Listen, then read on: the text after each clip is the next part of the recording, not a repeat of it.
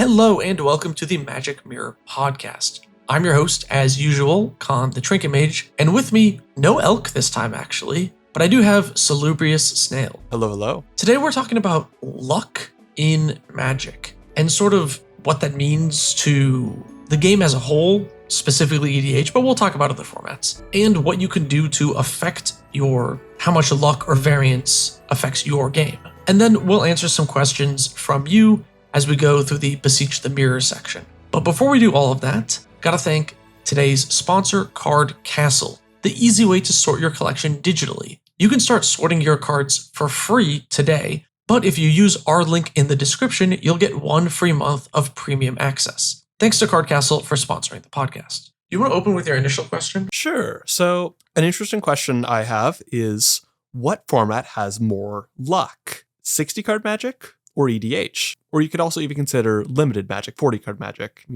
drafting or such like.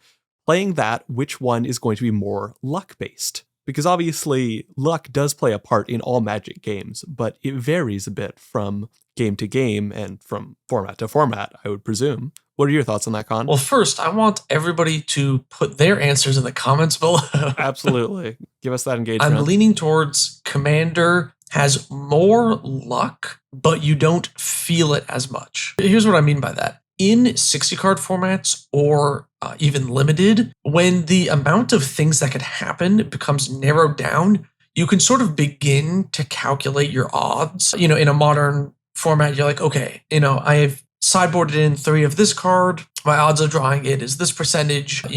What are my chances of drawing it here? And if you don't draw, you're like unlucky. If you draw, you're like, ooh, I'm lucky, right? And you think about luck in that sense because you're kind of able to calculate your odds. But in Commander, especially casual Commander, there's so many factors, so many cards. It's impossible to ever be in a situation where you can mathematically figure out I need exactly this out for this situation for this matchup, because the matchups are too varied, your deck is bigger, and there's only one of a card. So it doesn't feel as lucky based because I don't feel like you're not thinking about it. That's interesting. I think my first instinct on this really followed with kind of what you're saying, where I went, I can think of all these situations where I'm playing a limited deck and going, wow, I really need to draw this here. If I draw, a blocker, or if I draw a way to deal some damage, then I win. If I draw a land, I lose. There are lots of kind of moments like this. And there are also lots of moments kind of in the mulliganing phase. I think particularly this is a thing in limited where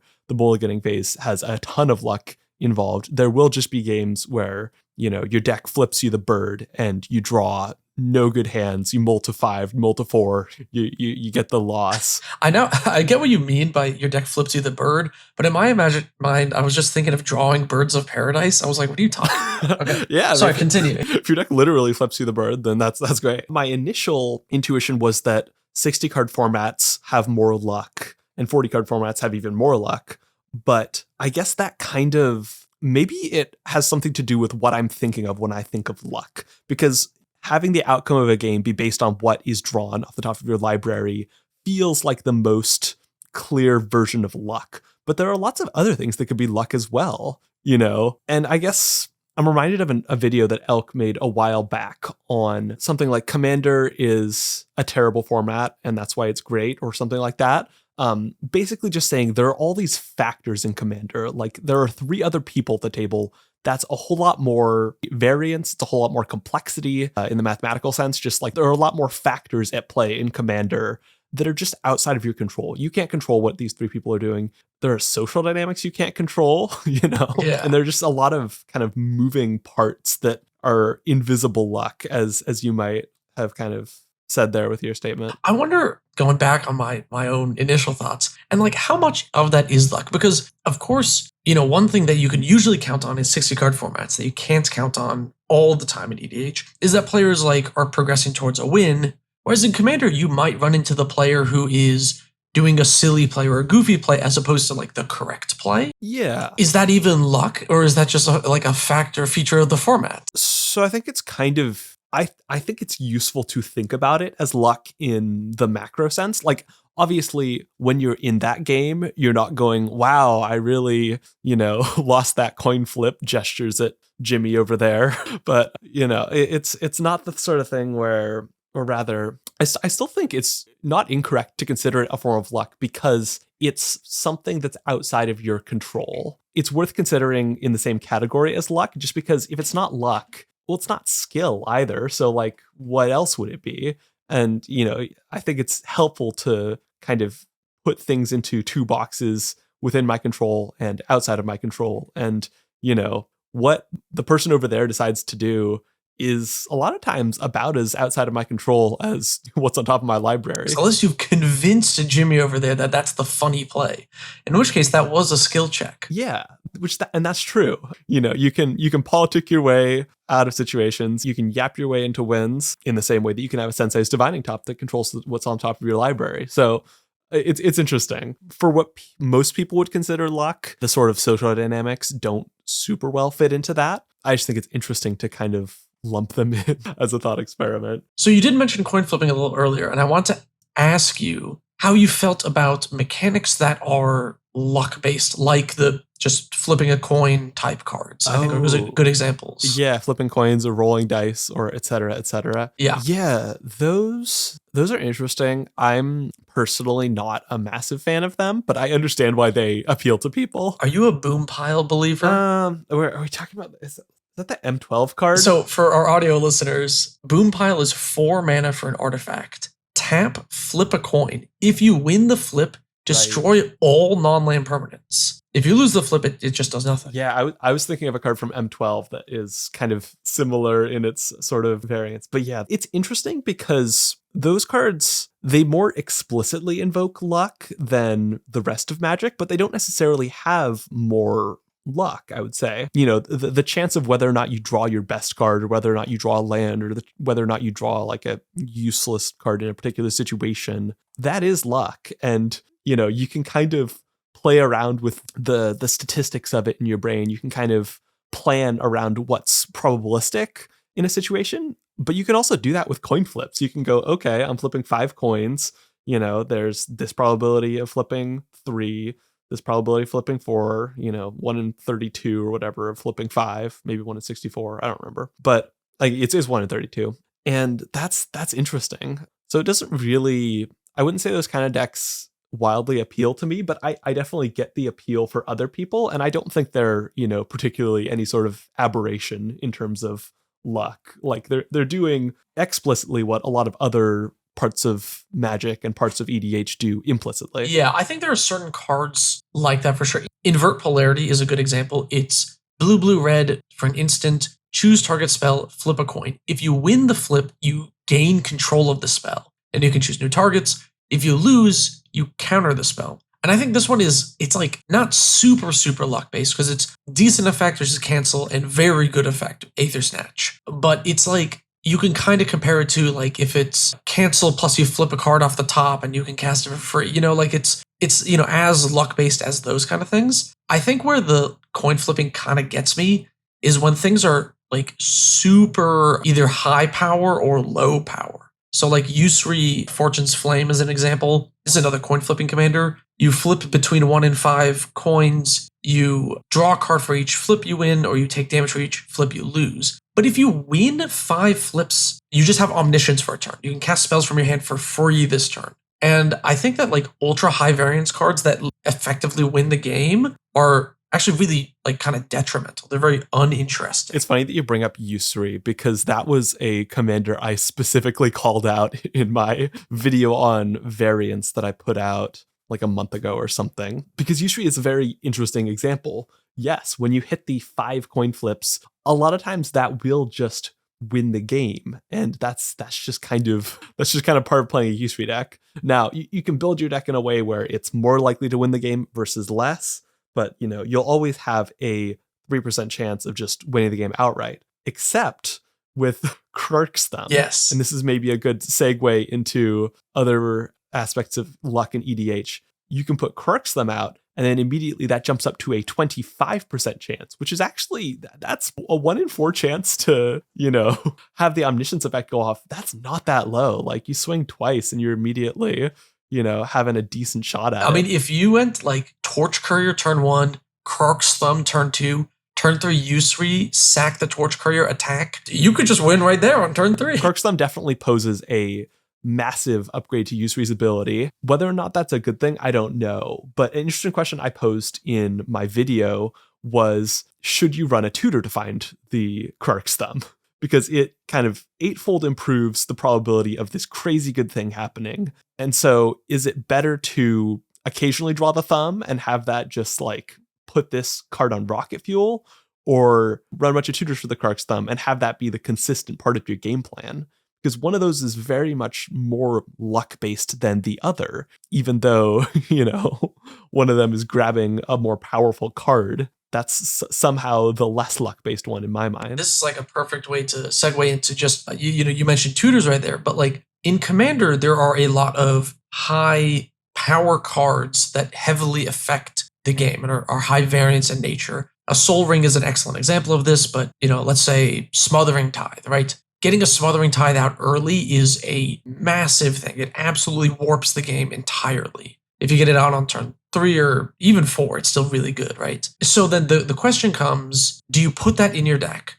And then sometimes your deck has this massive power spike. And then if you're going to put that in your deck and you have this massive power spike sometimes, should you play tutors to have that massive power spike more times? And I think that's where a lot of the variance in Commander comes, is because there are a lot of a Soul Ring is the perfect example of this. There, a lot of decks have the ability to have these massive power spikes that create a huge amount of variance in games, which is part of the appeal of Commander as a whole. Yeah, I think there's absolutely an appeal in having a Smothering Tithe and putting it into your deck. People like to do powerful things. It's fun to play with a powerful card, but I think people start to get a little antsy when it comes to the subject of putting tutors in their deck.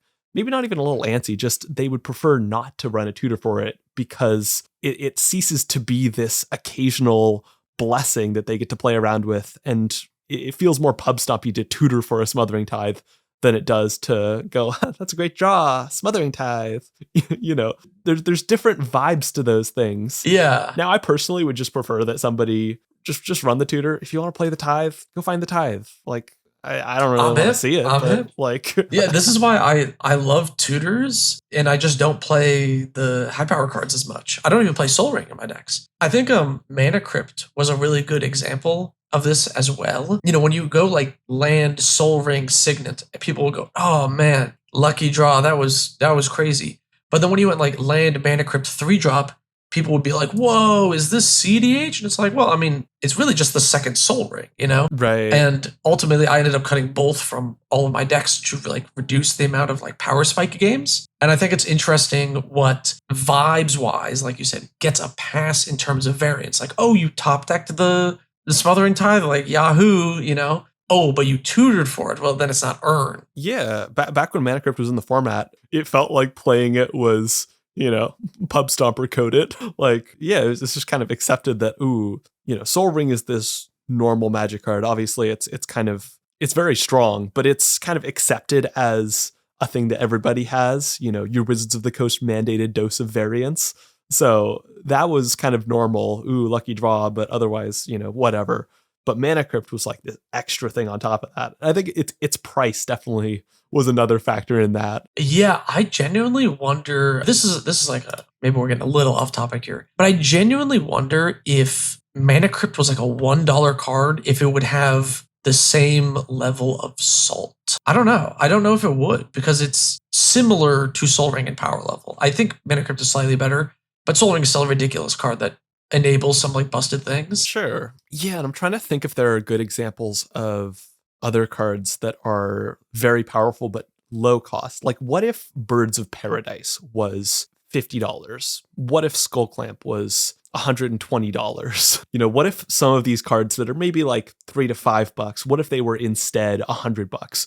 Would we consider those to be kind of pub stocking material? What about the Lord of the Rings Mana Dork that makes a commander uncounterable? What if that was, $150? I kind of wonder, because I think most of these cards are seen as fairly normal parts of the format, even though they're solid ramp spells. And they are worse than Mana Crypt, but I wonder kind of how much of the perceived difference in pub stompiness comes down to that price tag. And I would imagine a decent bit of it does. I'm looking at the saltiest cards right now, trying to see if I can find a card that I think is expensive but not very powerful that is like weirdly high on the salt scale. Because there are cheap cards that are salty. Hikori Dust Drinker is like 99 cents or whatever, but it's a win orb on a creature. Yeah. It's like a stacks piece. I'm trying to think of like a generically powerful card. Yeah. I think Force of Will is maybe the closest example. In casual EDH, Force of Will is significantly weaker than it is in more competitive or higher power formats because you don't need the like 0 mana interaction on turn 1 or whatever. Yeah. And it's like a 2-for-1. It's not nearly as good. I think in casual EDH, something like Mana Drain is much better. Sure, yeah, I could definitely see that. Or even like any other free counter spell, basically. Yeah, like Pact Negation is probably better in casual. Pact is probably better. Certainly, what's the one if it's free if you have your commander out? That one's definitely better. Fierce Guardianship is better in casual for sure. By a long shot. Yeah, Force of Will is somewhat less kind of... I think just a lot of it's just that ED has more colors in most decks and more diversity of stuff. You're not just running like this wad of blue filtering spells. Yeah. You know, so it's a little bit harder to fulfill that. Maybe migrating back on track here. Wait, before we migrate back on track, I actually think I found maybe an example. Okay. I think the new Ulamog it's like slightly below Atraxa and Teferi on the salt thing with salt score of 1.91. So it's not quite in the top 100, but it's like close. Ulamog the Defiler. I don't know if that card is like, I guess maybe it makes people sacrifice a lot of things. I don't know. Maybe I didn't find a good example. I think that's just people being salty about Mill. Yeah, maybe Craterhoof. Craterhoof has like 1.85. I don't know. I mean, that card's just pretty good. But yeah, that's fair. I'm sure there are some examples of kind of expensive cards that people are upset about that aren't actually that crazy. So I think we've kind of established that a lot of EDH has sort of this nature where you'll have kind of powerful cards, and if they're not played consistently, like if a deck has mostly lower power plays, but then sometimes does these power cards, then you'll have kind of a discrepancy in the power level of the deck. And some of that might get handled by social dynamics. You know, if you see somebody getting powerful with a certain card, you can sometimes gang up on them, although it depends on how far ahead they already are. But I'm curious, what do you think about kind of how much luck should be a part of the format? And do you think there are cases where people allow some types of luck, but not so much others? Yeah, definitely. This is something that we maybe touched on a little bit in the Mulligan episode, but like in terms of finding lands and like mulligans, I feel like people sometimes I think they lean a bit too much on luck and the generosity of people giving extra mulligans. And because of that, whereas you should just be playing like a higher density of lands or card draw, blah, blah, blah, to like make your mana base more consistent. Instead, they rely a lot more on the luck of, I'll just get a free mulligan, or my play group gives me like 3 free mulligans. And that's a place where like people are introducing more luck and variance by having less lands and less card draw and are mitigating for it in other ways, which I don't think they should be doing. Yeah. Well, I think lands is a really interesting case because a lot of times running fewer lands will increase the win rate of your deck, but it will lead to you having some games where you get stalled out and other games where, you know, you draw gas and gas and gas and just enough lands and you go crazy.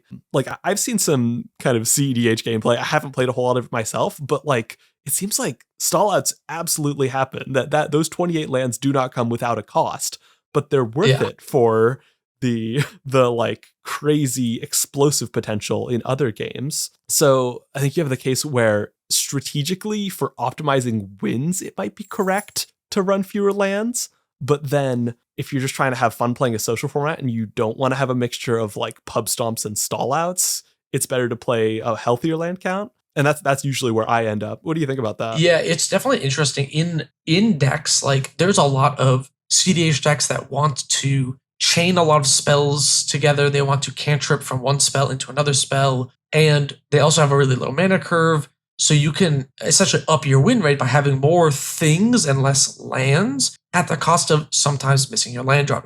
When CDH games go long, which is pretty regular in the current meta, you actually do see a lot of missed land drops because they just don't have that many lands. But there's a lot more action and you're still playing a lot of spells because your spells are very cheap. But in casual EDH, where your spells are not cheap, I think it's the opposite. I think your win rate increases if you just up your land count and simultaneously up your card draw. So you can continue to play card draw into spell, card draw into spell. You want to hit that 8 mana mark, you know? Yeah.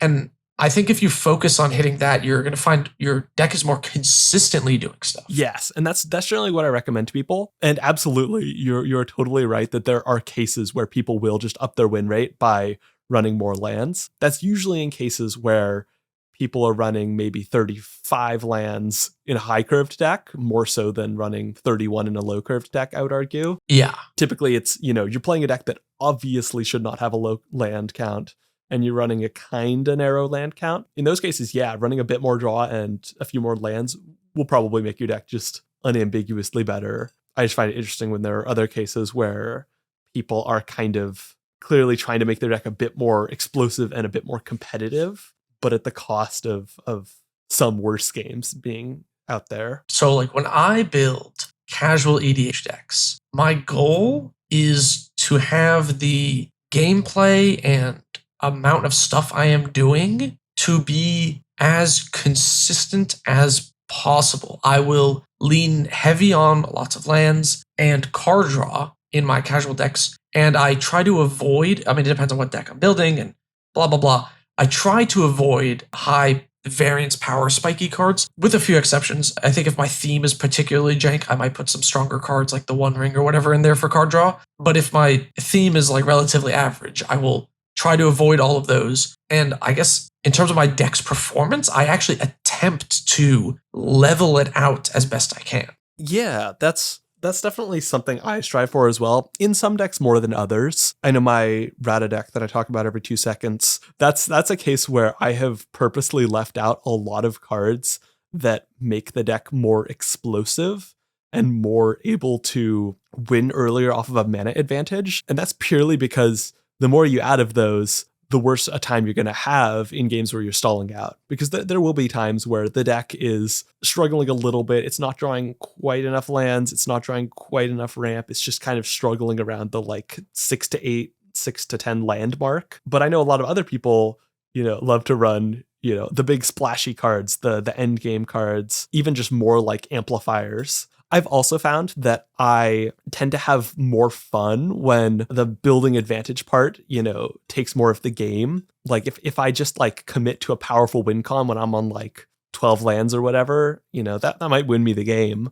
But I prefer to just keep piling on lands and be the big bad and, attract the concern of the table without necessarily being wildly suppressive or wildly threatening victory. So I definitely like that kind of leveling. Yeah, I think I would tend to agree. I feel like I talked about this in one video, it doesn't even just have to be a combo, but having like a card that is a, 99% finisher or whatever kind of ruins that for me in terms of the average power of my deck each turn. Instead of scaling it up, it's like, I played creature, Crater Hoof, the game is over. Or, if you scale into a combo or whatever, the power spike is suddenly massive. Like, do you have instant speed interaction? No, game is over. And like avoiding those like high class finishers or cards that accelerate you into those very, very quickly, your Soul Rings, your Mana Vaults or whatever, fix that. I feel like when I tell a new player to like build a deck or helping them build a deck, the thing I am most concerned about is them consistently playing the game, consistently drawing cards, and not so worried about them having these crazy turn where they just win the game. Definitely. Well, I know I found that picking out win cons for my decks based on what situation I want to be in when I win has actually worked out pretty well.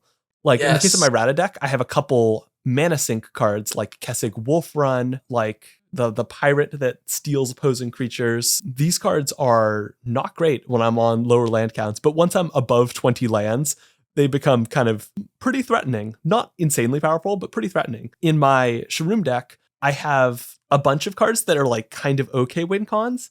And then I have this card, Magister Sphinx, that sets a player's life total to 10. Yeah. Now, obviously, that can kill people pretty fast if I get flyers, but that requires so many things to be happening. That requires kind of a way to get it onto the board. Typically, I want to get it onto the board at instant speed, which requires a flicker. And then I have to get past blockers. So like a whole lot of things need to line up for it to work. And at that point, I kind of want to be able to end the game anyway. Like, if I am so far ahead that my opponents don't have blockers and I have all of the pieces needed to get this out and start swinging on 10 life total players, at that point, I want to be able to win. And so I think early on, if you're kind of a newer player early in building decks, you should focus on kind of building up a good engine and, adding some win cons.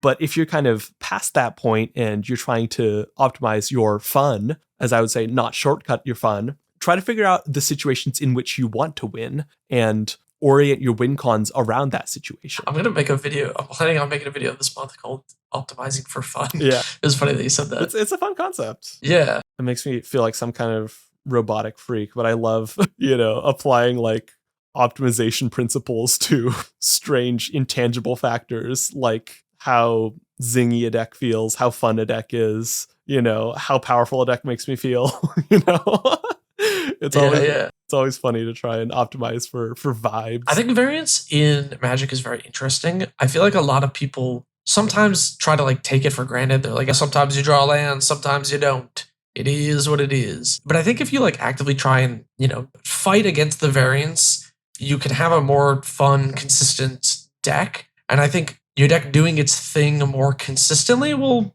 lead to more fun on average. And that can be, tackling the variance in some way. If it's more lands so that you don't have to build into 5 as often, or if it's more removal so, you can survive longer in the game and to get to your thing, or more card draw, blah, blah, blah, whatever it is that's affecting the variance of you getting to that point. I think it should be tackled. And I think there is a lot of variance in this game, but you should try to alleviate it. Yeah, definitely. And also, I think it's important to say that I understand why people gravitate toward high variance decks or decks that feel kind of wild and, very diverse game to game. Commander as a format definitely encourages more kind of zany decks. That's what's exciting sometimes is, having a deck do something cool, unexpected, different game to game. And so I understand why some people might want kind of that more unpredictable experience. But I think that unpredictability doesn't have to be in the form of, having random power cards show up in 10% of your games and not show up the other portion of the time. You can make a deck that plays different every game and is this kind of wonderful kind of mystery box of what it's going to do, how it's going to put together cards without having kind of these wild power spikes. And that's just going to come down to having your cards mesh together better, having your cards interact in interesting ways. And you can do a whole lot of that just by kind of trying to have your deck be as varied as possible in its play patterns. So I think it's useful to draw a distinction between power level variance, having power spikes game to game, and variation, because variation is good. And it's kind of what Commander is all about in some sense. You want to have an interesting experience with a deck and, have memorable moments with it, not just the exact same thing every game. Hell yeah. We're moving on to the Beseech the Mirror section. This is where you ask us questions. All you got to do is put mirror, mirror in your comment, and we'll get to it on the podcast. First one is from Ash13206. Mirror, mirror, I sacrifice 3 dragon egg tokens for 6 colorless mana to ask, can you suggest a few cards for a Dimir theft deck built around Dragonlord Sylumar? I was thinking we should just suggest one card. This is the one that's like ETB, you steal a creature or planeswalker for as long as you control the Dragonlord. Yeah. I feel like it would be kind of funny to do clones that make non-legendary copies. Like just copy your Dragonlord Dromoka a couple times, build up this horrifying board, hold up some counter spells. It's a nasty play style. It's a little scrungly, a little brutal, but I think that sounds like a funny way to go with it. Like a spark double would be funny? Yes, that sort of thing. Yeah, that's good.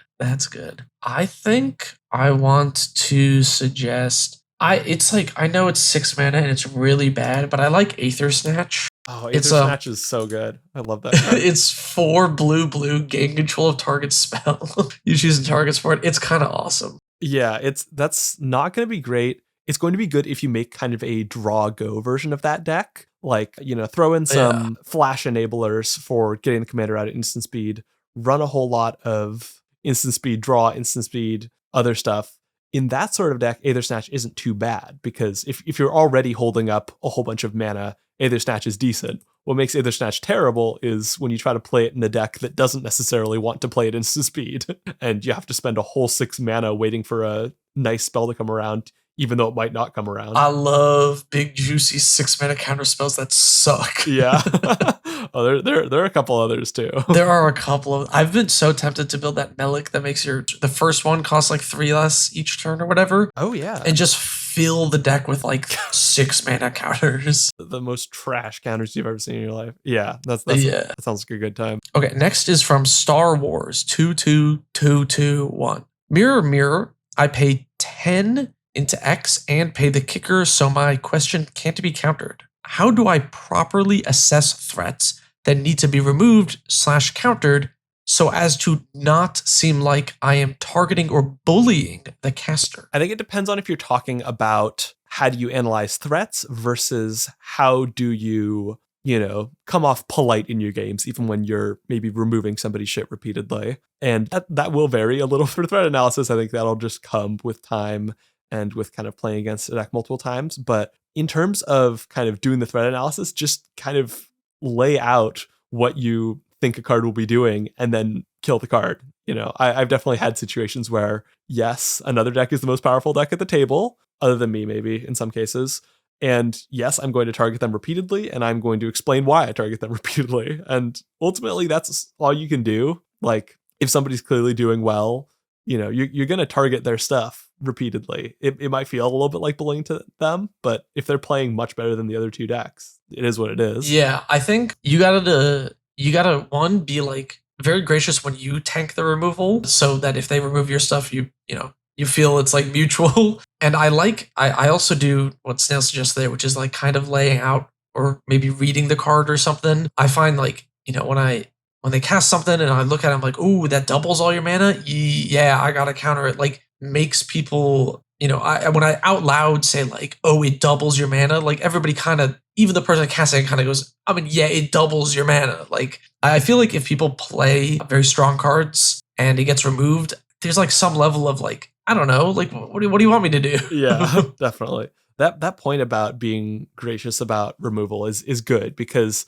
I think that is something that tends to inflame things, is if somebody is removing shit constantly and then they're all whiny when their stuff gets removed. Like, it definitely, I know I generally have gotten away with targeting somebody repeatedly, and that's because when they, when they crack back and target my stuff, I'm like, yeah, that's fair. Fair enough. I'll take it. Even some cases where clearly there's a little bit of assault involved, maybe I'm not the ideal target, I still just accept it. That comes with the territory. Yeah. I remember there was one time I guess like a Vortenklex or something, Voice of Hunger, and this dude was like, oh, I'm so sorry, I gotta counter that. I'm like, you don't need to apologize. Like, I'm going to destroy you with this card. Like, please do not apologize. Yeah. And then he apologized again when I cast like Ulamog or something like this on my like main and deadlist. And I'm like, buddy, again, you don't have to apologize. It is a 10/10 with Indestructible. I'm cool with you countering it. Yeah, I'm playing this deck. You're gonna be apologizing all night if you need to apologize every time. Yeah, for sure. Let me get another good one here. Okay, this is kind of interesting. Mirror, mirror, I deflecting swat, Elk's deflecting swat, of Snail's deflecting swat, of Trinket's deflecting swat, for my deflecting swat. What do you think about including Monarch or initiative cards in decks with those mechanics aren't a theme? So just like the one-off random Monarch or initiative card. Monarch is kind of okay because it's fairly simple. Please don't do this with initiative. You should have an initiative deck or a not initiative deck. Yeah, I agree. It's sort of like a lot to add to the game for like one card.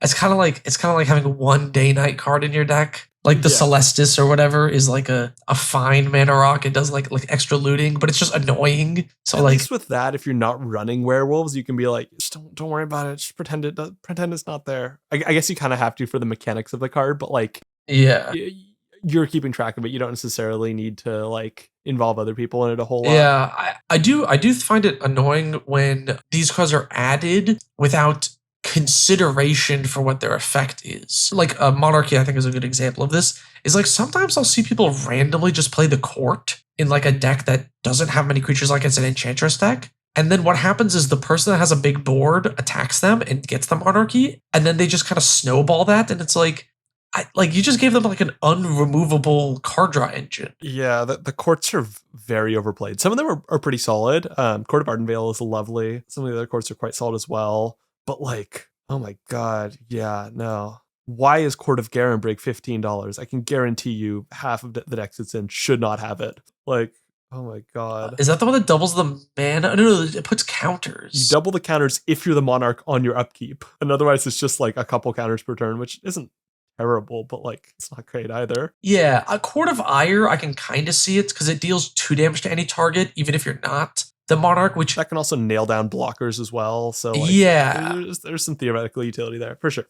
Some of them are a lot better than others. Court of Vantress is also okay. Court of Lochthwain is another one I find very, very overplayed. It's the one that what does that one do? exiles cards on the top opponent's libraries. You can play them. Oh yeah, it's only 1 per turn too. It's not like each opponent's library or anything. And then what does it do when you? If you're the Monarch, you can play it for free. Oh man, that really does feel like something where you're like, oh baby, I'm gonna play it for free, and then you get hit, and then you lose it, and it just doesn't do anything.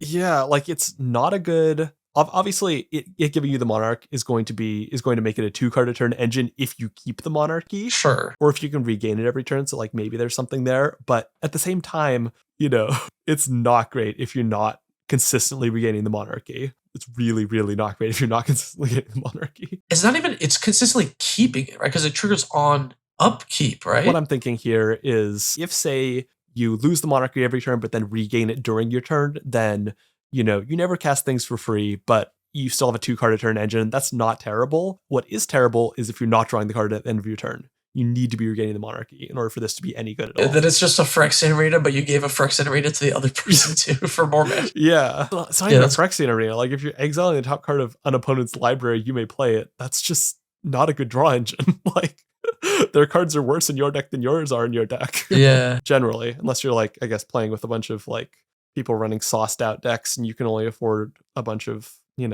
vanilla creatures. But even then, oftentimes cards are synergy pieces. So like, yeah, exactly. Yeah. Drawing from your opponent's deck is so bad. Yeah, I have decks where drawing from them is decent, and then I have decks where drawing from them is just like truly terrible. Like if you draw a card from my Shroom Slide deck, it is going to do nothing for you. It is going to be some like very specific card that is like perfectly slotted into the role I found for it, and it is extremely mediocre otherwise. Oh yeah, I love when people are like, I'm stealing a card from the top of your deck for my Tawanos list, and they get like a Conjurer's Bauble, and they're like, why is this in your deck? I'm sure you got worse than Conjurer's Bauble in there. I actually, you know what? Probably Witching Well might be worse. It's like 1 blue, scry 2 on ETB, and then you have to pay 4 mana to crack it and draw 2 cards. Witching Well. That card's not good. This deck is full of a lot of not good cards. There's like, this is a card that has like some high variance. I'm debating if I just want to make this bracket 2 and cut Urza. Wait, if you exile and then play a Witching Well in a non-blue deck, you also can't activate the ability. That's actually true. Yeah, it's really bad. That's hilarious. I think this could have been a candidate for the talk of variance. But I mean, if I cut Urza, Lord High Artificer, I guess I have to cut Cycryph because it's a game changer too.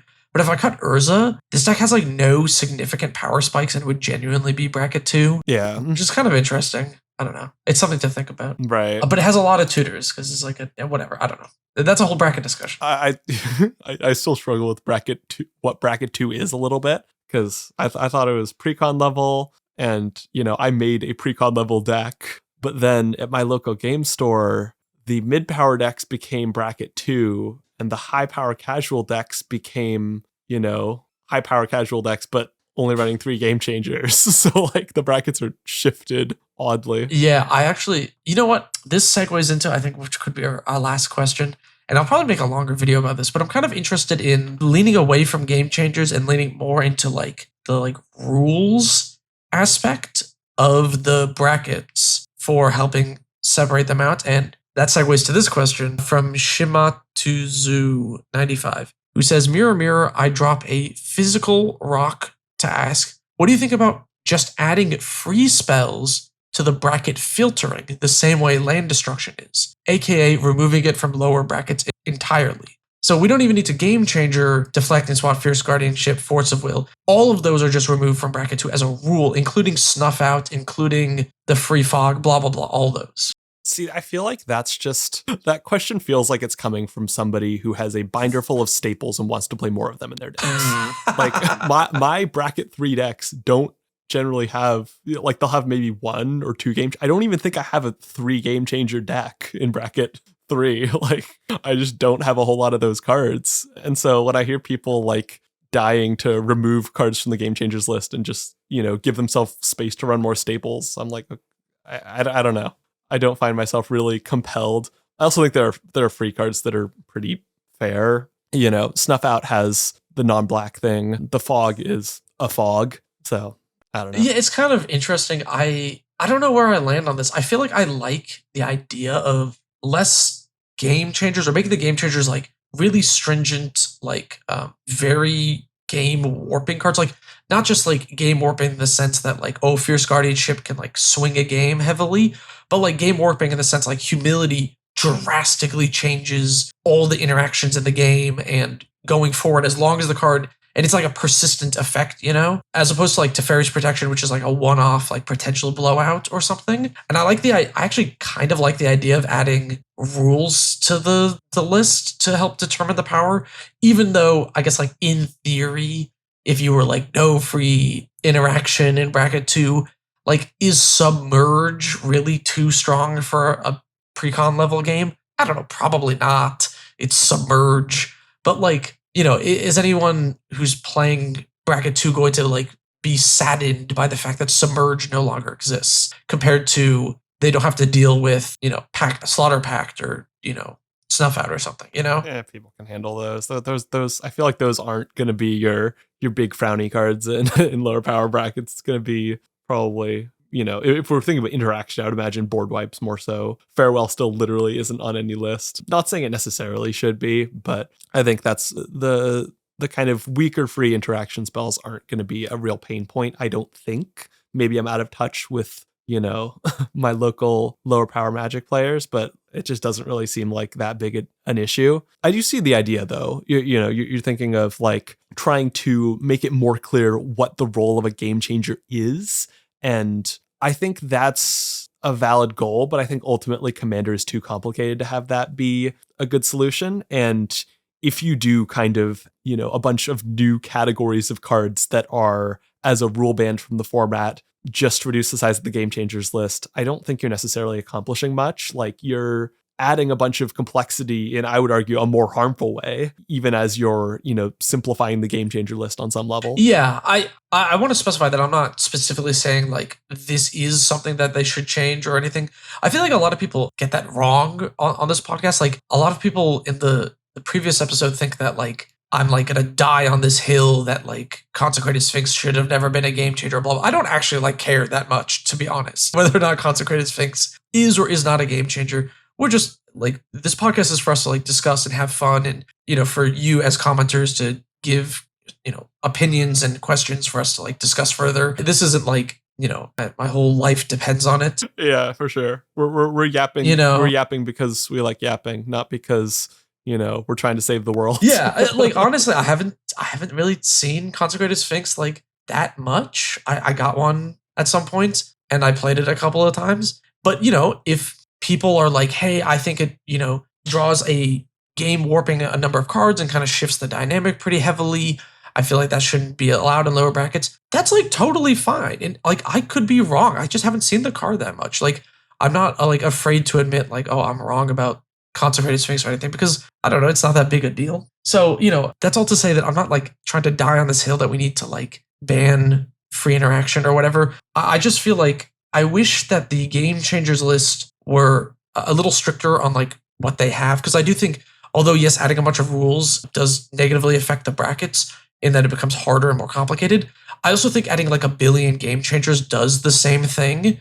And there does become a point where you can have too many. And I feel like even though there is, in theory, there's no cap to how many you can add, there is a actual cap such that if there's 1,000 cards, nobody's going to check the list, and then the whole bracket system falls apart.